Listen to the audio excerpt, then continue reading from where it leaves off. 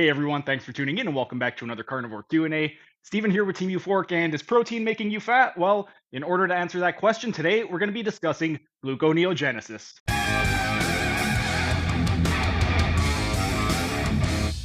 Today, we're talking about an important topic for anyone following a high-protein diet, gluconeogenesis.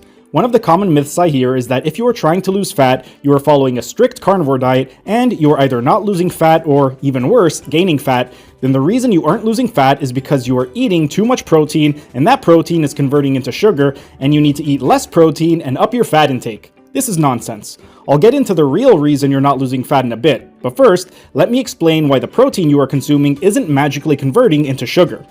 Humans have existed in our current form for hundreds of thousands of years, and for the vast majority of human history, food was scarce. Because of this, our bodies needed to be as efficient as possible in order to minimize energy expenditure so we would not starve to death.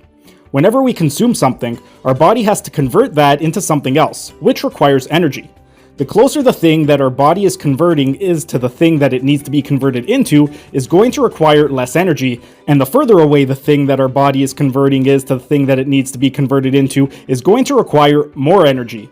Sorry, but I have to interrupt this video to ask for your help. These new videos aren't cheap to edit, so if you're liking the new style, then consider becoming a member by clicking on the join button down below this video. It's only $5 per month and will really help with the video editing budget. Plus, you'll get a ton of other perks like ad-free videos, early access to videos, and complete access to hundreds of member-only videos. Now, back to your regularly scheduled programming.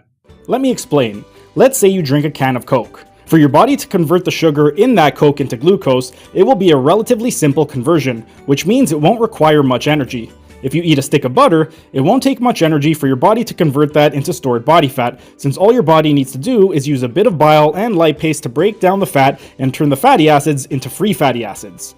To convert protein into sugar, also known as gluconeogenesis, is an extremely inefficient and very high energy demanding process. First, your body needs to break down the protein and convert it into individual amino acids, which already requires more energy than simply converting sugar into glucose or dietary fat into stored body fat. Once the protein has been broken down into individual amino acids, those individual amino acids need to be converted into glucose, which again requires more energy. Then once the protein has been broken down into individual amino acids and converted into glucose, it needs to go through yet another conversion process to convert the glucose into triglycerides, which can be stored in your fat cells, which once again requires even more energy. Converting protein into sugar and then sugar into fat requires a tremendous amount of energy, and while gluconeogenesis is a real thing and does happen, if it was that easy for it to occur, then we would not have survived as a species because it simply is too inefficient, requires too much energy, and we would have starved to death since, historically, food was scarce. Our body wants to use the least amount of energy possible, which brings me to why you are not losing fat if you are following a strict carnivore diet. The reason that you are not losing fat, even if you are following a strict carnivore diet, is because you are eating more food than is required for your body in order to maintain homeostasis. Now, I know a lot of people don't want to hear this, but it's true.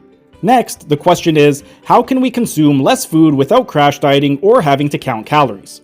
Here are 4 simple things you can do to make it easier to consume less food and lose more fat. Thanks for sticking around until the end of the video. Be sure to like, share, and leave a comment as it'll help the algorithm. And if you enjoyed the content, show your support by subscribing to the channel by clicking on the icon in the bottom right corner. And if you really want to show your support, then consider becoming a member by clicking on the icon in the bottom left corner. These new high-quality videos aren't cheap to edit, and the $5 membership will really help with the video editing budget. You'll also get access to a ton of exclusive perks like early access to videos and this program design lecture playlist in the top right-hand corner. And if you want to learn how to do a one-armed pull-up, then check out the playlist on the top left corner.